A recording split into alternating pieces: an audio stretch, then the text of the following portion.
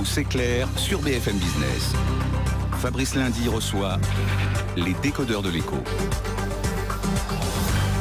Voilà, les décodeurs de l'écho sur les besoins de plus en plus pressants donc des habitants, des communes, face à des maires qui ont de moins en moins d'argent pour leur répondre parce que l'État leur accorde de moins en moins d'argent. Alors la question c'est, oui, comment faire mieux avec moins d'argent? C'est la question des décodeurs de l'écho ce soir qu'on a abordé. Oui, Denis Durand, vous êtes élu du département du Cher, petite commune, je le disais, Bingis-sur-Cran. Je regardais là pendant la pause cette tentative de hold-up d'une bijouterie Cartier près des Champs-Élysées, avec une prise d'otage, donc avec une course-poursuite dans Paris entre le 8e et le 15e arrondissement.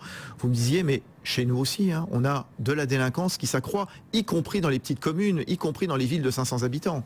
Et effectivement, puisque dans le Cher, l'effectif de la gendarmerie a baissé de 10% en 10 ans. Donc il y a des gendarmeries qui ferment. La commune voisine qui avait une gendarmerie, Néronde, a eu sa gendarmerie fermée il y a 2-3 ans maintenant. Les élus ont beau manifester. On n'a pas pu l'empêcher. Comment vous palliez ça? Il y a une façon ou pas? Écoutez, le pouvoir de la gendarmerie, nous ne pouvons pas se suppléer à la gendarmerie. Hein. C'est caractéristique finalement de l'État qui se désengage petit à petit. Alors effectivement, aujourd'hui, on a de la délinquance qui se développe et qui migre des villes vers la campagne. Et c'est inquiétant.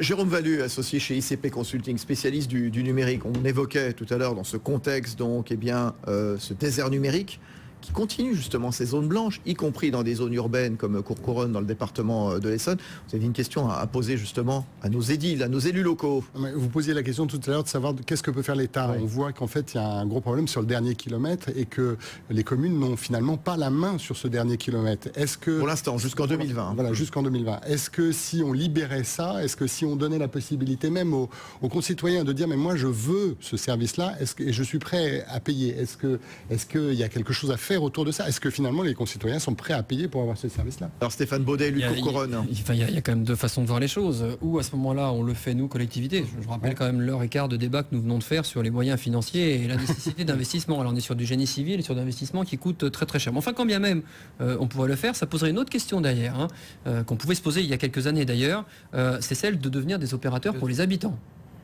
Et là, ça change quand même considérablement la relation de la collectivité à l'usager. Ça pose quand même une vraie question philosophique.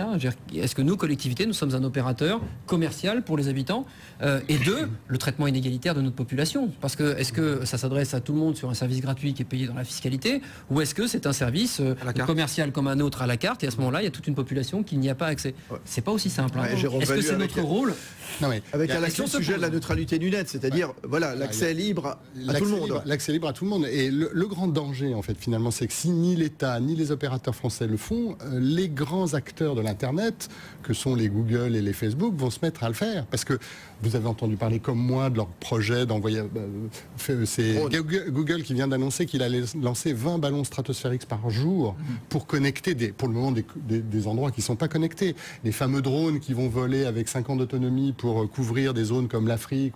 Pourquoi est-ce qu'ils ne viendraient pas en France mais en même temps, c'est un vrai débat. Est-ce que du coup, dans les collectivités, avec les difficultés financières que nous évoquons depuis tout à l'heure, si nous avons une solution qui vient du ciel et qui évite des travaux de génie civil, est-ce qu'on doit s'y engager? Vous voyez, c'est pas aussi simple. Sur de l'aménagement du territoire avec de l'endettement à moyen terme, c'est un débat. Mais ça, en l'occurrence, un débat pour faire entrer Google sur le territoire national, pardon de le dire, c'est un débat de l'État, c'est pas le débat des collectivités mairies.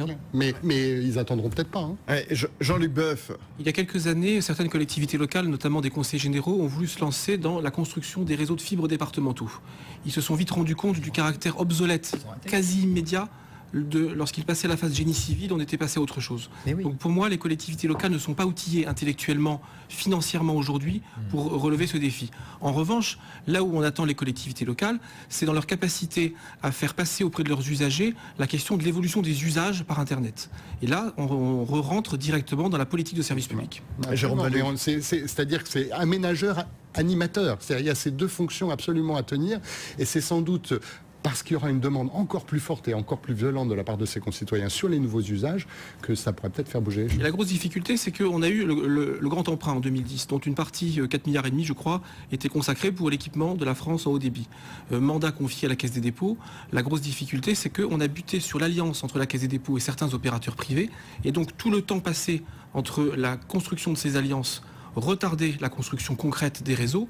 Et on vient maintenant buter sur la question de la règle des 5 ans et de l'impossibilité pour les collectivités locales d'agir. Donc en fait, on s'est enfermé dans un coin en 5 ou 6 ans et on arrive aujourd'hui à une situation où les moyens financiers ne permettent plus aux collectivités locales de le faire. Patrick Coquillet. C'est intéressant le numérique parce qu'on voit bien le problème qu'on évoque, on filigrane depuis le début, c'est-à-dire qu'on parle de communes, mais enfin il n'y a strictement rien à voir entre votre commune, la vôtre, Paris, on parlait de Lyon tout à l'heure, et les besoins ne sont pas les mêmes. En numérique, les besoins ne sont pas les mêmes, effectivement. Dans une commune UP, banlieue parisienne, les gens sont très demandeurs. À la campagne, ils le sont moins. Alors, effectivement, c'est très compliqué.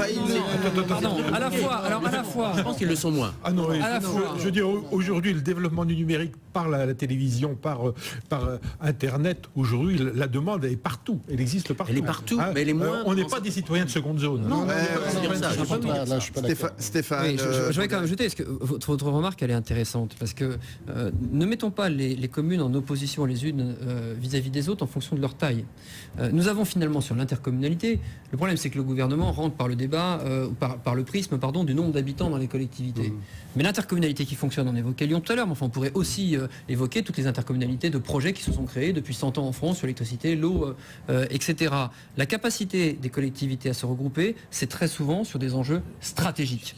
C'est-à-dire, tout le monde sait que les petites communes, les communes rurales ne vont pas avoir la capacité à faire ce genre de sujet. Mais c'est aussi valable pour le déploiement Internet et de la fibre que pour construire une piscine ou faire une station d'assainissement. Donc ne mélangeons pas ce qui relève de la collectivité mairie et de ses compétences propres et de ses moyens en fonction de la taille et de l'échelon stratégique que peut être une agglomération. L'intercommunalité, justement, ça doit pouvoir servir à ça, notamment au territoire rural. Bon, nos maires, ils ont du talent, ils ont envie, justement. Voilà, ils ont un peu le blues en ce moment, mais ils ont toujours... Non.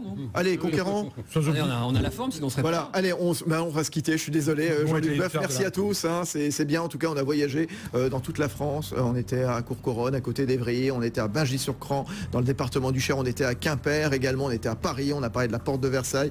Le numérique, Jérôme Valu qui nous accompagnait, donc associé chez ICP Consulting. Stéphane Baudet, maire de Courcouronnes. Patrick Coquillet, bientôt maire ou pas? Ça vous plairait de devenir... Oh oui, c'est intéressant. Ouais, moi je pense que c'est un beau métier. En effet, un métier, je sais pas si on parle de métier, mais en tout cas, c'est un beau mandat. Ouais, avec beaucoup de complications, mais enfin en tout cas ça va être intéressant, on est au contact. Hein. Merci Patrick Coquillet, à bientôt.